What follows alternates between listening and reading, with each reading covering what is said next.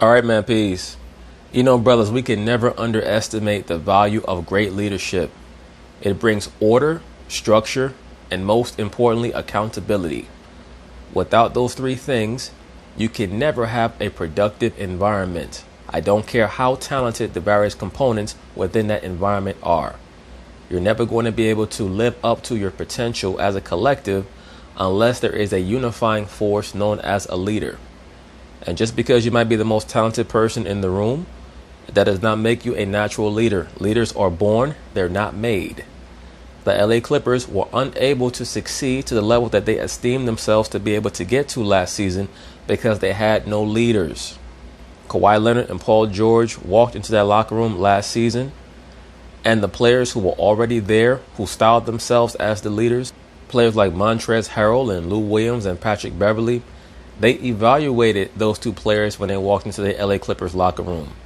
In the same way that the new kids at a junior high school or a high school will be evaluated to see how tough they are or how well they'll fit in. And I believe that there was a consensus conclusion that they could be had, meaning what? Yes, they were mercenaries. You could count on them to score, but they were not going to be a threat to the hierarchy of the locker room. And that's where most of the confusion came from. Doc Rivers failed to fill the void in leadership for that locker room that was so necessary, because I think that he was too busy scrambling his way down the woke rabbit hole. Kawhi Leonard and Paul George are not natural leaders. Kawhi is a player who was accustomed to being in environments where the culture was already pre-configured for him.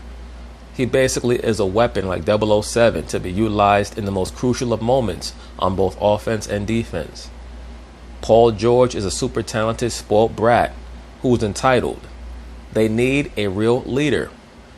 And that question was finally answered. That void was finally filled in the form of Rondo, who is a born leader. Leaders are born, they are not made. Now, sometimes it might take a minute for that leadership gene or quality to fully manifest itself, especially due to a lack of experience or knowledge, because a leader does have to have a certain amount of wisdom to share with the people that he presides over. But you cannot concoct leadership. It doesn't work that way. That's a germ that's within you, and the people are going to gravitate towards you. Number one, because you have answers that nobody else has, and you're able to come to difficult decisions that's going to benefit the collective, not just yourself. And those are qualities that Rondo has. So will he make a difference on this year's Clippers team? We'll see. Paul George seems to think so. So anyway, they're going to talk about it. I'm going to chime in. Rondo's Clippers debut resulted in an 18-point win over the Lakers. Despite only playing 13 minutes, the point guard still drew high praise from Paul. Let me say this very quickly. The amount of minutes that Rondo plays or his performances in this regular season are not going to be any type of barometer of potential success for the Clippers. Really, his role is taking over that locker room. That's the most important thing right now. He has to fill the role that Kyle Lowry played on the 2019 Toronto Raptors, because Kawhi does not want to be bothered with all that bullshit. Kawhi's not that guy. You know, he's the person who comes to work and he already knows what to do. He knows when to train. He knows what to work on and practice on his own skills. He does not want to have to coach the other players. A leader has to be like another coach in the locker room. Rajon loves doing that. Kawhi doesn't want to be bothered with that. And once again, that was a problem with the Clippers last year. You have players who never won anything in their entire NBA career, who never made any all-star teams, who were acting as if players who were coming in, even when they were champions or perennial all-stars, were supposed to conform to the culture that they had established the year before when they, quote-unquote, took the Golden State Warriors to 6 games. They rode that train for so long. And both the games that the Warriors lost to them in that playoff series, they gave away. I think they blew one lead that was like 30-plus points to the Clippers, and the Clippers came back and won that game. And then I think they blew Game 5 in Golden State. I mean, a couple of silly outlier games. And the media and the Clippers, led by Patrick Beverley and Lou Williams and Montrezl Harrell, they were still running with that shit coming into the next season. And that held that 2019-2020 Clippers team back from being able to do what they were supposed to do, because a lot of that negative energy trickled over into the bubble. George. After the game, George said, quote, "It's never been a situation where it's my team or Kawhi feels it's his team. We're in this together and to build something together. We're here to win together." So same thing goes with Rondo. This team is his. Shannon, do you believe the Clippers are Rondo's team? They have to be Rondo's team.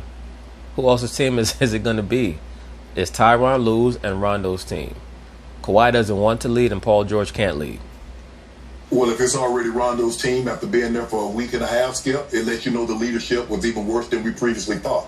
Because normally leadership, okay, you got Tom Brady coming in there, Skip. It's hard for me to imagine that Tom Brady would have had this kind of cachet. Yes, we know what he accomplished at the other place. But to come in midway through the season, the Patriot way took time to establish, right, Skip? You said it took the half of the season, then it had to go to the break. Shannon always starts out making a relatively good point and then makes one of the most ridiculous comparisons. And like, come on, man. Why would you bring up Tom Brady? Any locker room that Tom Brady walks into, he's going to be declared the immediate leader.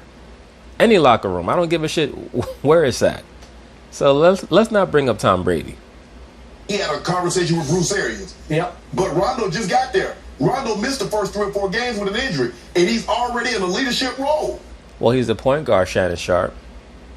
Hello. Wasn't he one of the leaders on the Lakers last year, even though they had your boy LeBron James there? Is that a reflection on the poor leadership of LeBron James? Now, don't get it twisted. There was poor leadership on the Clippers. There was a void there. So he's there to fill that void.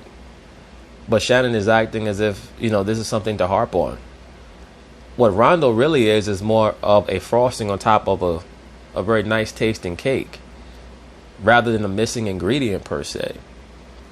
Now, he's necessary for them to get to a championship level. So some people might say, well, that would make him a necessary ingredient, but they could have won a championship last year had some of those guys just fallen in line and Kawhi Leonard played better in Game 7. Wow. It lets you know how devoid they were of leadership. Mm-hmm. You can be great at something and not be a great leader. They're not mutually exclusive. I would agree with that. I think that's what we're seeing. Kawhi played with his leadership. Okay, I'm going to get my points. Y'all just follow me. Paul George was the same way, a quiet guy. They needed someone that was vocal. And Rondo is absolutely vocal. Not only vocal, but will hold the entire team accountable, especially when it comes to strategy on both offense and defense.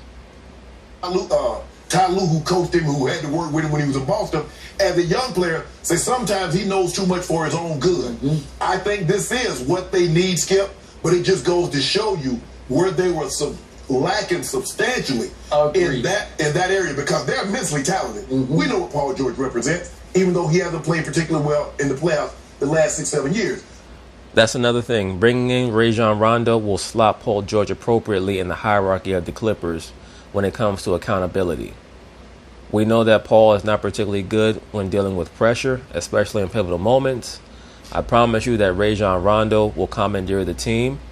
He will also take a good portion of the more pivotal shots in crucial moments in games, taking a lot of that responsibility away from Paul George. Paul will still get his share of big shot opportunities, but overall the hierarchy is going to be Kawhi and then either Rajon or Paul George or someone else, maybe even a Marcus Morris. But the focus is not just going to be exclusively on Paul George like it was in last year's playoffs. And he did himself no favors when he acknowledged that he was having a mental breakdown.